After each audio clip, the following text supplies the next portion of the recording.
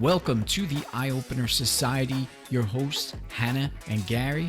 I want you to sit back, relax, and enjoy our show tonight on vampires. And check out our website, eyeopenersociety.onpodium.co.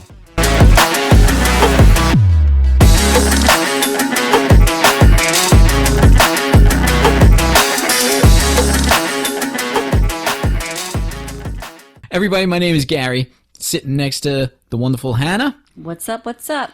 And you are listening to the Eye Opener Society.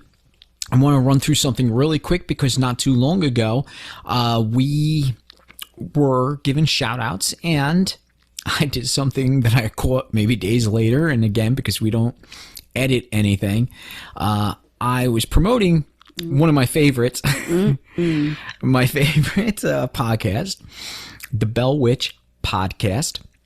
But I was in my thought, because I sit here unscripted and I really should write some things down. And I'm trying to remember all my favorite podcasts. And I was calling the show the Bell Witch Project. I mean, it kind of like, in your defense, it's like Blair Witch Project. You know what I mean? It's Bad Witch Podcast. You know, it's like. But she's so far beyond that. Yeah, she has nothing to do with, that. I mean, she's more about, the actual religion side of it and the witchcraft side of it. Mm-hmm. It's very comforting to me to listen to that show. I love to sit with a spot of tea and listen to that show, but that show is probably called the Bell Witch Podcast. Okay, so now that I got that out of the way, I hope I don't mess up the other ones. We're going to be on a great show, Nonsense and Deep Thoughts podcast. Nonsense Deep Thoughts is not really so much a podcast, although they are, but they're also kind of a variety show. And this is what I really love. I love the entire concept because Corey takes the show and it's almost like a network. He's branching out. He does the podcast, but he streams it. He streams it over Twitch, Facebook. I don't know what else he might be on. And I always just sit and I listen to the recording of the podcast always, but I really try and I want to one day catch the live show where I could actually join in. But he does, I think, YouTube as well. That's the other one, YouTube. And that show is just great because it's branching out. He's doing a political show and he's got already a sports show coming out of this too as well. And I just really enjoy the show. I really do. I've been listening to a lot of their old episodes. They're a lot like us, just kind of all over the place, come up with topics and sitting and talking about life and everything else. And you and I, we're going to be on that show December the 18th. And I can't wait, because I can't wait to sit down with those guys, hometown kind of people. Yeah. I really like that about them too, is, they take their little hometown and it's kind of like sitting in their room with them and just kind of, shooting the shit with the guys and talking about things, local things, and, whether it be sports, politics, or just nonsense or deep thoughts, you're going to get it all on that show. I can't wait to go on there. Why don't you check out Ouch? Was that a ghost? That's another great little fun podcast too as well. Check them out. Great people. And my other favorite is Mortal Musings. Again, more stuff dealing with the bizarre and the serial killers and all that, but they got such a great banner and they're fun people, and I'm always going back and forth with them. It's really great.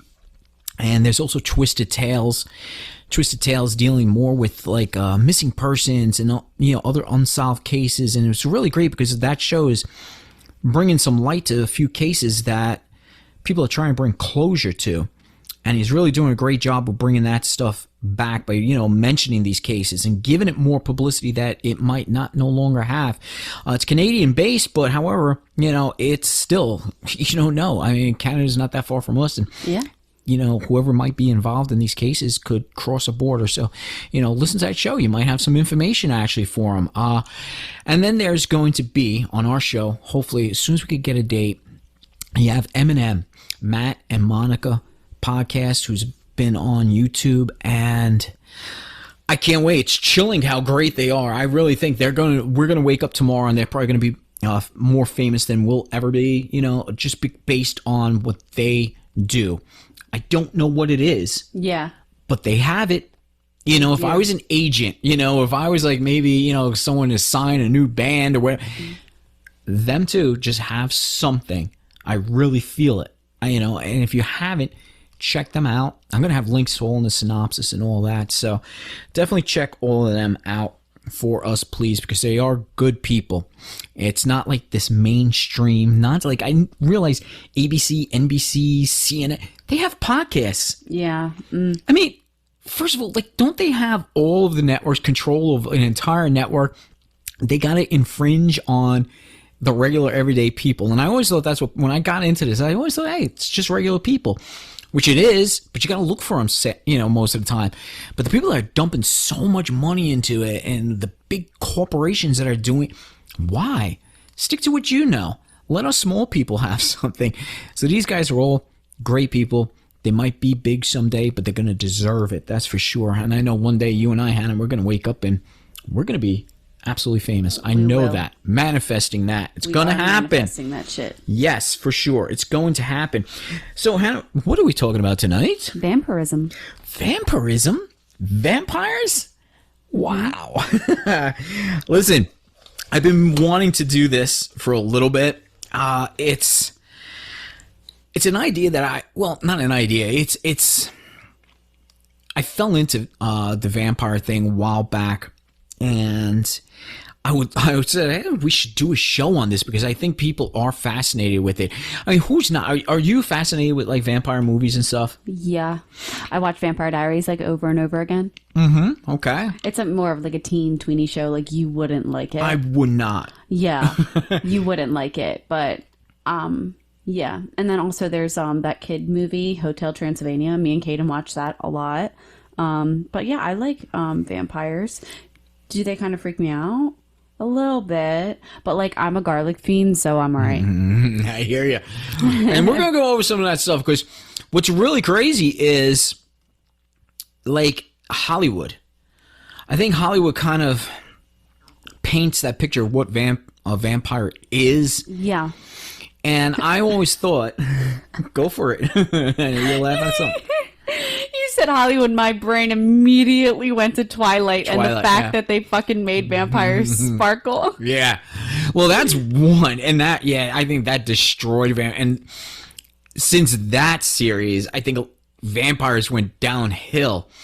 Now, I'm not big on, movies and all that, but I can sit and I don't mind watching a good vampire movie. Yeah. But I like something that'll base more on a traditional vampire. But there's also other movies that kind of bring. There was one, and I can't remember which one because the titles are almost the same. But there was an American version, and then there was a Swedish version. Let me tell you something: the Swedes can do some shit with movies. They can. It was Let the Right One In, and I think one of the other ones was Let Me In. And I forgot which one was the Swedish version, but either way, the Swedish version of this, like the American version was actually okay. Like it followed the Swedish version to a point, but I got to tell you something about the Swedes, the way they shot that movie, the entire movie just made you almost ill. Like at the end of your seat. Like there's some movies that literally were made to put you into that. That's why I don't watch scary movies. Yeah, not a lot of them do that actually. They do it all to me, but I have, crippling anxiety. Yeah, you have crippling anxiety. So... Me, I don't, and I really need to find something. Sometimes you gotta look outside. Like The Ring was a big one. The Ring, literally, if I recall correctly, they actually shot that. They had some sort of like greenish color that they used that literally made you sick. Oh, yeah. So, and I remember watching The Ring, and I remember feeling that, and because of that, it literally draws you in, and that's what makes it more frightening. It's not so much the scare tactics, but just the way you feel. And the Swedes did it like it was very dragged out. Unlike the American version, it was so dragged, but it really puts you into the character's perspective. And this was a young vampire, all right? Like a child vampire, basically. And she kind of like was, I'm trying to remember because it was a while ago since I seen it. But there was a young boy who was always watching her, like from her room and all that. And it was just like that constant waiting as to what was going to happen. Like, is she gonna kill him? Yeah, and it was a long buildup, but the kid had his own problems, and he was very isolated, and you felt that isolation in that movie. So that was like one of my all-time absolutely favorite vampire movies. So yeah, because that's why I like a very traditional, but I like movies that actually do something in, like emotionally put you inside of the movie. That's what I really like. But vampires themselves, I mean, listen, who doesn't like a vampire? Have you ever wished you were a vampire? I think so. I think I was in like 5th or 6th grade. But I didn't want to like drink people's blood. I wanted to be like one of those vampires that like solely went off of like animal blood. Okay, like, all right, let's put it in another way. Out of everything that the vampire can do, what would be like the one power you want? Super hearing. Super hearing. That's pretty cool. No, I lied. I'd love to fly. Okay, so like turning into a bat. I want to be a able to fucking fly. bat, like Batman shit. That would be cool. Yeah. The thing I think when it comes to vampires, they're romanticized. They are like Twilight. Like, I mean, I hate to like bring it up, like, you know what I mean? But they really took the whole romance side of it, and they just went totally romance. But even the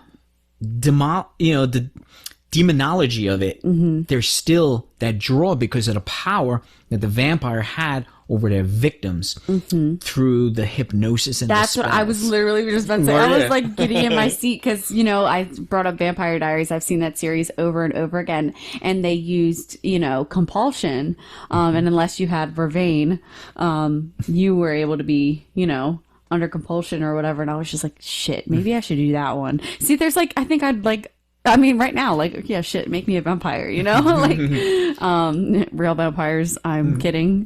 Do not. Yeah, there's compulsion, there's flying, you know? But here's the thing. Does anybody think of the big one?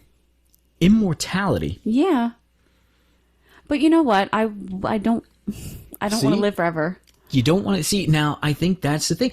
Immortality is probably one of the largest powers, like one of the things that, the strongest, you know, draw to about a vampire. But yet, yeah, nobody wants. Like, imagine living forever. Imagine living over 300, 400, 500 years. Yeah. And just living every single day. And you can't really live like a normal person. You gotta live through night. You gotta stay away from sunlight and all that. Yeah, and not to mention, like, me, like, I feel like my biggest reason, I would not want to sit there and just watch my loved ones die. Yeah. And then you'd have to live forever thinking about that, too. And in agony, you know? And whether, you know, you believe it or not or whatever, like, you'll never... Like, to me, like, you'll never get to go to heaven and, like, be reunited with them, you know? Like, I would not want that. Yeah, so that's... I'd be staking myself in the heart, you know? Yeah, but now, see, would a vampire go to heaven? Yeah. That you gotta think. Probably not. That's it. You know, there's so many aspects to Can a vampire vampires. be religious? Oh, well, listen, now, they cannot, because really, if you really go back to vampires, or let's say go to the one that everybody knows, Vlad the Impaler, he renounced God, if you remember. So he renounced Christianity and all that. So even though he wasn't like, you know, your traditional, everybody thinks Vlad was just basically a ruler, but he did at one point totally renounce God and Christianity and all that. But of course, Hollywood throws their spin on everything and makes everything, you know, more than what it is. But traditionally, that's what vampires really are. That's why they can't be around crosses, crucifix, and stuff like that, because they renounced God. They, you know, renounced all of it, and they became basically demons themselves.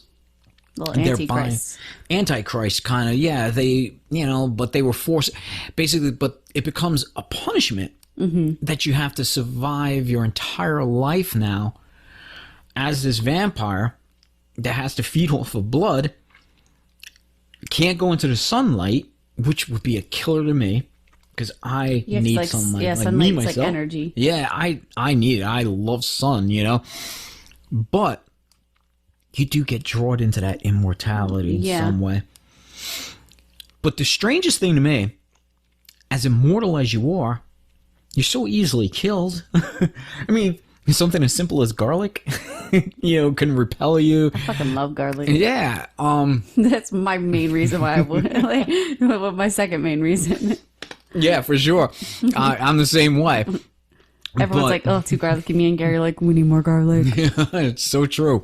But sunlight destroys you, Takes one person to hit you in the chest with a stake. You're gone. You have to sleep, during the day, which makes you vulnerable if somebody comes across you. But that's Hollywood, though. Hollywood makes vampires very romantic. They make them romanticized, and they come up with so many different ways to present the vampire.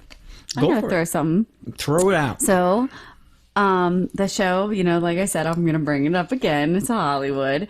But I want to know if you have if you believe in this, or if you've seen something like this. In Vampire Diaries, it's not only just about vampires, it's about werewolves, it's about witches and, hybrids and tribrids, all, blah. Anyway, the witches would make vampires daylight rings. Do you believe that was ever a thing in true vampirism, or do you think that's just pure Hollywood? Pure Hollywood, because here's the thing, because like I said, the way they do vampires and keep changing them and making them different and, throwing their spin on things. When you talk witches, witchcraft, Wicca, which is an actual religion, when you're talking about the traditional witch, Hollywood totally just... I think it's very demoralizing to people who are in the Wiccan religion, to people who do actually practice real witchcraft. Hollywood has destroyed it. I literally, only because I spent so much time around that field of witchcraft and all, to see Hollywood do this, it like almost makes it, like, people look down on witches and witchcraft and all. And to me, it's almost bothersome at this point. Like every time any horror movie comes out, for some reason they have to just throw the witchcraft into it. It has nothing to do. And they always relate witchcraft with the devil. And most witches, especially Wiccans, don't believe in a devil, in a traditional sense or anything. So I despise Hollywood for doing that, because they really did. They kind of, it's offensive almost. Yeah, they played it off like, they made it so like they like removed like the true meaning of witchcraft, and then instead they gave everyone this image that, oh yeah, they're gonna, boil, toil, like whatever in trouble. Yeah. And then also like witches snapping their fingers and things like that. Like, no, like it's so much deeper than that. It is. And again, too, the same thing they do.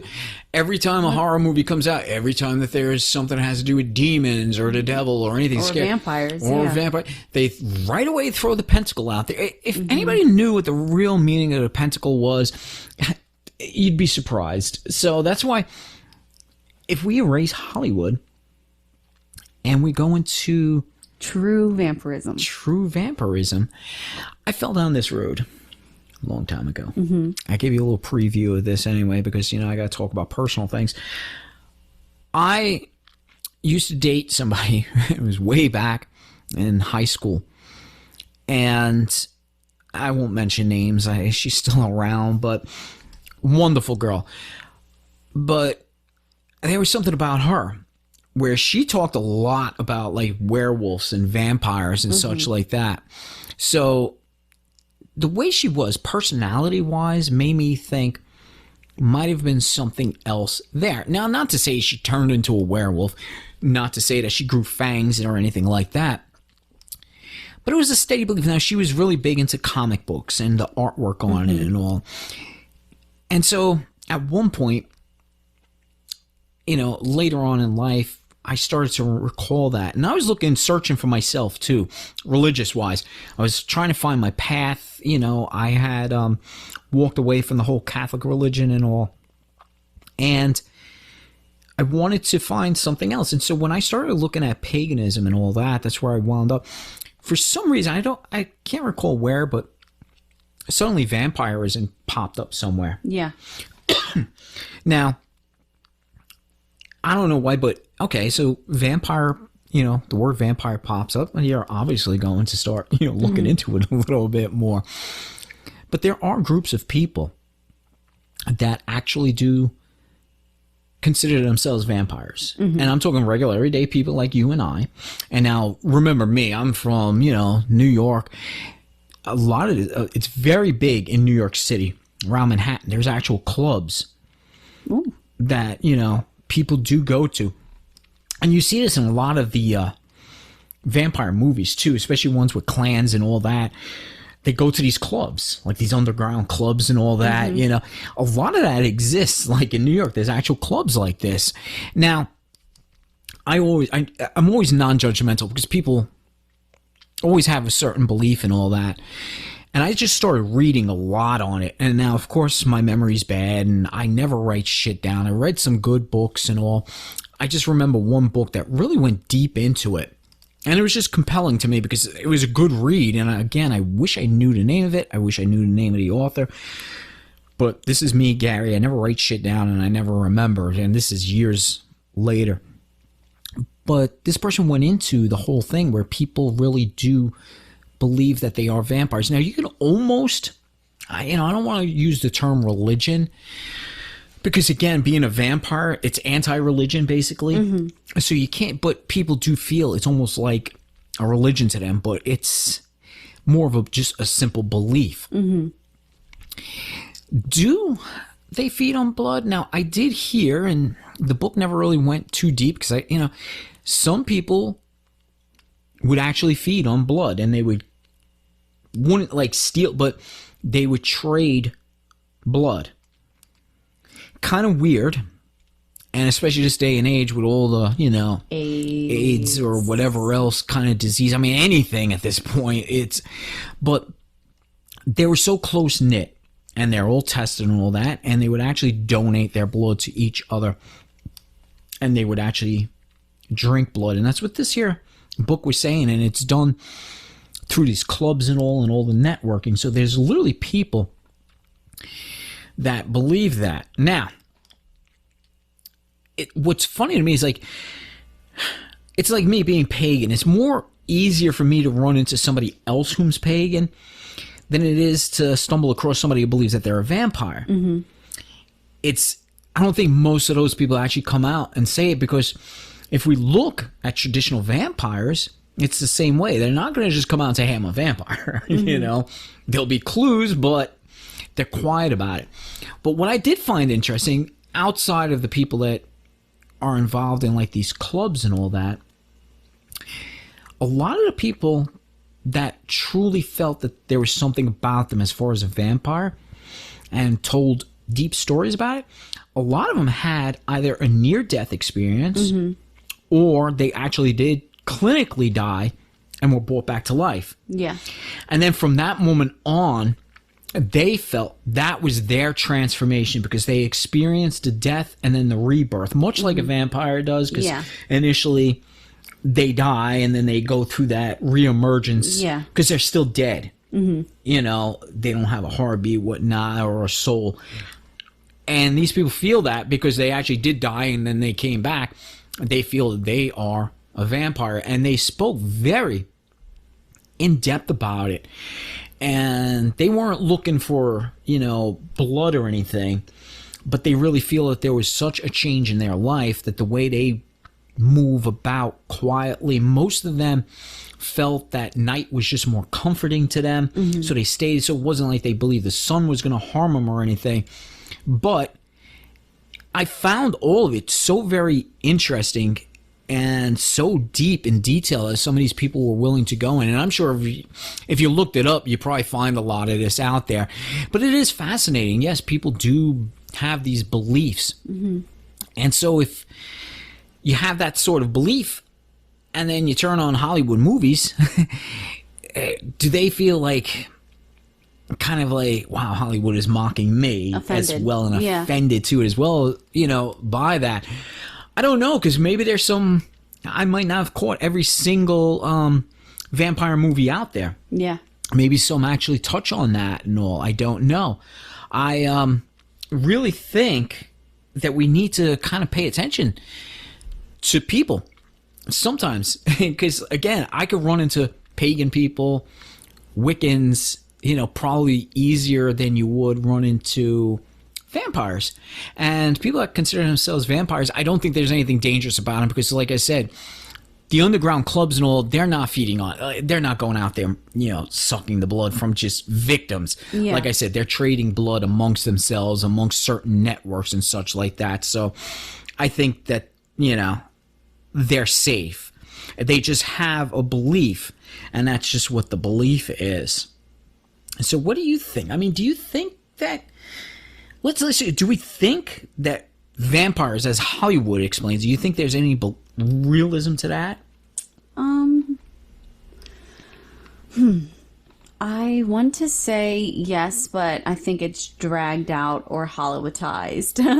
I just created that Hollywoodized. Hollywoodized. I think there is. So, when it comes to, the whole daylight thing, do I think they sparkle? Absolutely fucking not. I think they'll burn to a crisp like you see most of the time. But then again, there might be some people out there who say like, nope, that's not true, But I think with like the immortality, you don't have like life. You know what I mean? Mm-hmm. You're just a hollowed, immortal body. You're a shell. So yeah, you're a shell. So I think that brings, to me, and like this is just my opinion, it's just like you're constant, like your darkness, and when you're going into the light naturally brings, positive energy, and I think that's why the bodies of vampires can't withstand the light. So I think there's a truth in that. But as far as, like I said, the sparkling, no. Daylight rings, I don't see witches and vampires being friends, so I could be wrong, but I don't see that being a thing. What else? Well, there's so much. Do I think they sleep in coffins? No, I don't. Okay. I don't. Right. Yeah, there's, like I said, Hollywood puts all these symbols on, but what do you think? Here's what I was trying to get at. I was like, do we think vampires are real? In a sense of Hollywood, do we think that they're real? Now, that might be a 50-50 or whatever, answer as far as people saying yes or no, but go back into early times. There were graves that, were dug up where there was like gates over the bodies. Yeah. There were like things shoved in the mouths. They were buried face down. All these different things, beheaded. Yeah, I think they're real. I do. I'm trying to see. I mean, we could definitely go on with our opinions, but I don't think the tradition. It's kind of like the traditional vampires that, like, you're speaking about that were. I think it might be just kind of like a dinosaur thing, like they're extinct, and now there's these people out there, like you said, that have these cults and stuff like that have their beliefs that they're like a vampire, but like they're just practicing that vampirism. They're not necessarily like that actual thing. You know what I mean? I got you. You get what I'm trying to say. I got what you're trying to say, but if we let's break it down. Let's take, I mean, obviously, vampire, the whole image, story, and everything had to have started somewhere. Mm-hmm. And like I said, we're talking, I don't know, 17th century. People believed in them. So it started way back when. I'm just throwing 17th century out there because I don't know any better, but long time ago. Yeah. So vampires were believed to have existed. Now, like I said, these here graves and all that, they were, done in such a way to prevent the body from returning because they believed that these things were vampires, but they could have just been regular people. And remember, back then, mental health, all right? You got to think, people that had certain mental illnesses or whatever, could have been seen as vampires. And they had brutal, torturous, deaths because of that. And then people back then, I mean, listen, the whole Salem witch trials and all were based off of lies and exaggerations, and mix-ups of religion and all. And those people were put to death for something that they probably didn't even believe in. Some of them were probably not even real witches. It was just somebody making accusations because back then, in court, spectral evidence was allowed. So if you said in court, hey, Gary comes to me at night in a spirit form, they would allow that in court as evidence. And that's what was going on. There was kids actually, saying things like that, and that caused a lot of Salem witch trials. And a lot of it was because of voodoo was prevalent. They were coming from these other countries and from France and all. And a lot of the slaves then and all were practicing voodoo. And some of these kids probably heard that and using their imagination. But it caused such a stir that people believed that these people were actual witches and were able to change form and all that. And I do believe that there is some kind of truth in there. And the same thing with vampires. For whatever reason, vampire existed somewhere from folklore, story, or somebody who did something, whether it was, Vlad the Impaler or somebody else. Yep. So I'm reading, and it says, an early recording of time came from the region of Austria. Sorry, I'm not Austria? good. No, it's I. An eye. It's Croatia. Okay. Croatia, okay. In 1672, local reports described a panic among villagers inspired by the belief that a man, Jur Grando, had become a vampire after dying in 1656, drinking blood from victims and sexually harassing his widow. So look how far back we're going. Yeah. 1600s. Yep. So vampires, we were talking about them back then. There was no Hollywood back then or movies to romance. So where does the whole idea come from? And Hollywood probably now put a lot of spin on it, but a lot of that was still going on back then, where they believed drinking of the blood, which, hey, listen, could someone possibly do that? It's very possible. We actually made, who was that one? When we did Serial Killers episode. It's a big one. Yeah. Oh, God. Who drank blood? Crap. I might have to look that one up. Oh, God. Hold on. Female serial killer, the big one.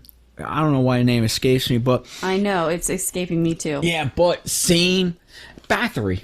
Yes. Yeah. Anne Bathory? I think that was her name.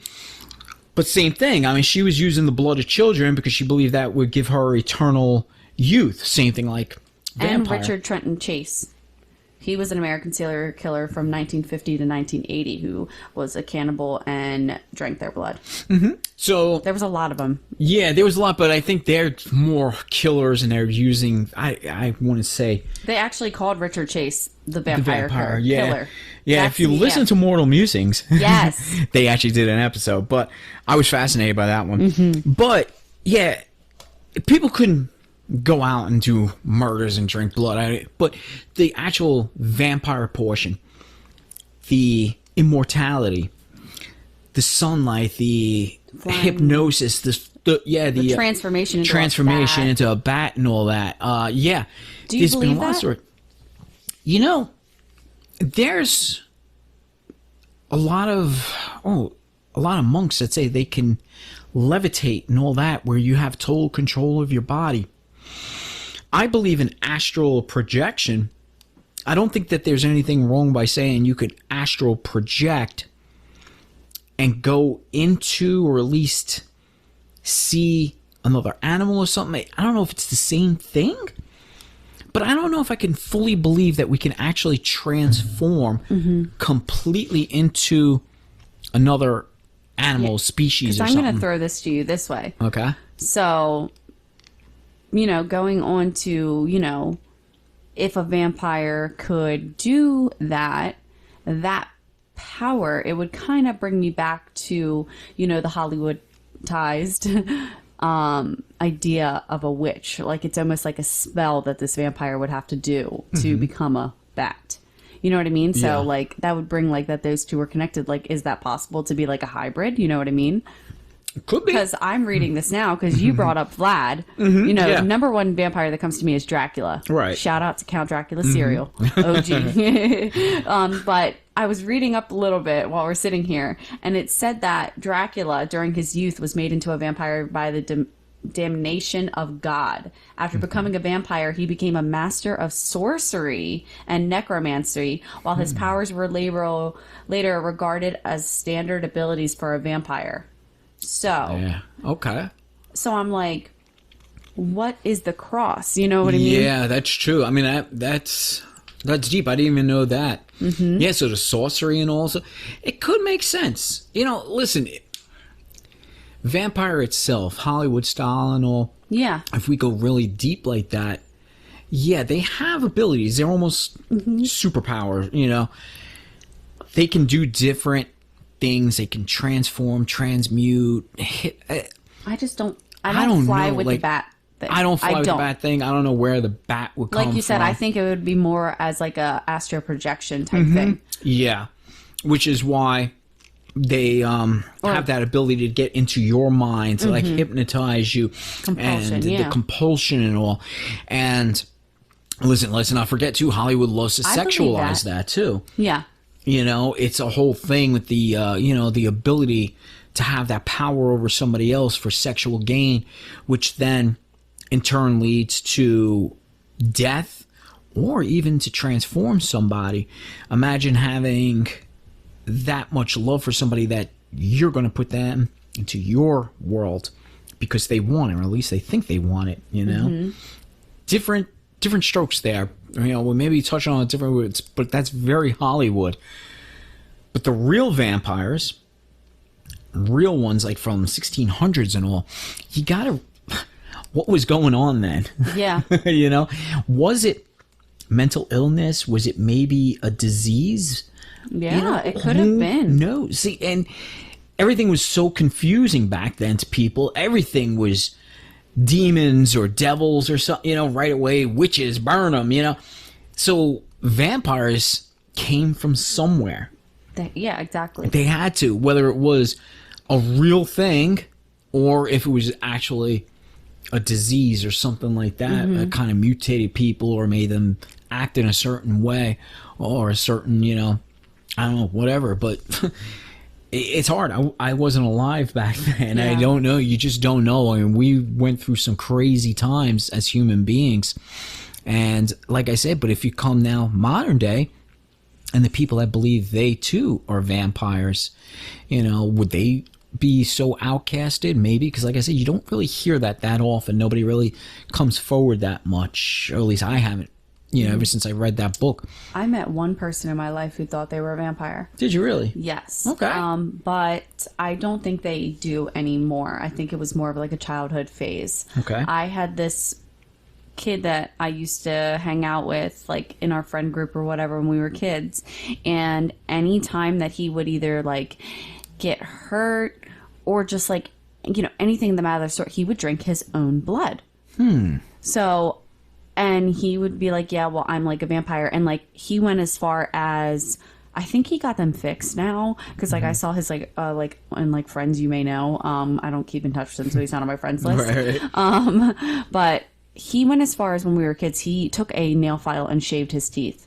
I've heard about that. Yeah. Yes. So he was like a firm believer. And you know what's weird too is that like the Hollywood thing and like, you know, the idea of he was so pale. So like when I was younger and like seeing him drink his own blood, and I think he even like drank like one of my friend's blood, if I can, I have like a vague memory of it. Because we got into some shit, so like one of us was always bleeding. But like I kind of feared him a little bit. Yeah. Because it was just like, you know, he had that firm belief that like I'm a vampire, and like he would just show like those aspects, and you know he had the paleness, and you know he was always cold. So I was like, oh my god, this motherfucker's a vampire. Don't fucking cross him. Don't fucking cross him, you know. So and like now I see him and like all my like friends you may know, and I'm just like, okay, got his teeth fixed. I don't seem like, because he even went as far as like when you would see him, he would have like dark red lips. Wow. And like, so like you knew he was drinking blood, you know what I mean? Whether like I know I for a fact seen him like drink animal blood too. Mm-hmm. That was like gross. I think that's around the time where I was like, no, I can't hang out with this kid anymore. Like this kid's like, I just can't do it. You know, it's not my cup of tea. You know, that's his beliefs. That's fine. But you know, I was a kid at the time, so like my thoughts were, I gotta get fuck away from this kid. You know, exactly. But like my mom would kill me if I find it. You know, but yeah. But now I seen him and I'm like, hey, he definitely doesn't think he's a vampire anymore. So his belief changed. But at that time, he really was dedicated to, you know, becoming or being a vampire in the status, you know? Mm-hmm. Well, there you go. I think that, I did not know. I threw this, topic out, and there you actually knew somebody. And like me, I read about these people. Mm-hmm. So it's nice to know somebody who came in contact with somebody. Yeah. So very interesting stuff. Listen, vampires, always going to be something that we're going to be thrilled by. It is a fantasy thing, and I think that's done because of Hollywood. But let me tell you this, what I believe, the real power is the seclusion, the silence, the fragility of being immortal. That is the real peace. Oh. I wrote that myself. Oh.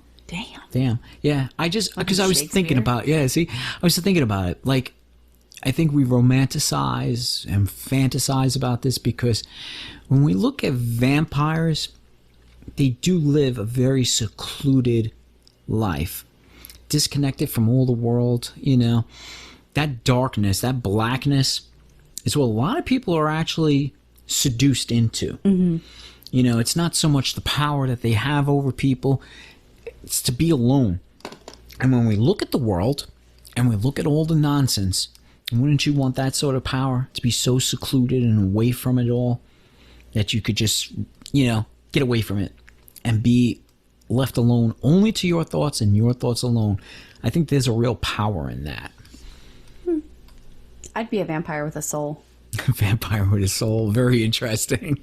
I shine too bright. That you do, buddy. That you do. But that was our talk on vampires. I hope everybody enjoyed it. We're always going to bring you some new fun stuff coming down the pipes. Don't forget to check out in the synopsis. I'm going to have all the links to all of our friends and all the other podcasts you should be listening to, especially Elaine, because Elaine from Arcane Oracle, she's going to come on our show, do a January New Year show with us, and we got some big plans with that. And we're going to be on Nonsense and Deep Thoughts podcast. That's going to be December 18th. We really hope you all enjoy, not just to listen to us, but to listen to them. That's the most important thing. I want to make sure they get good listeners. And yeah, it is an honor to be on their show because I really do enjoy them. So look for us. Keep a look. I'm going to try steadily to keep our podcast every Monday night. And then don't forget, go onto our YouTube. It's on our webpage, eyeopenersociety.onpodium.co. You get all the links to all of our stuff and to our YouTube. We're working very hard. Every month we're going to come out with Behind the Eyes. This way you're just going to see Hannah and I the way we are, basically off the podcast, and we'll give a bunch of behind the scenes stuff. And hopefully for the new year, we're going to be working on some more things, try and sound a little bit more professional, not too much, because again, we don't got any money. So with that, we hope everybody has a great time. Thank Hannah for being here, as always, my number one sidekick over here. But everybody, thank you again for listening, and we will be back soon. See ya.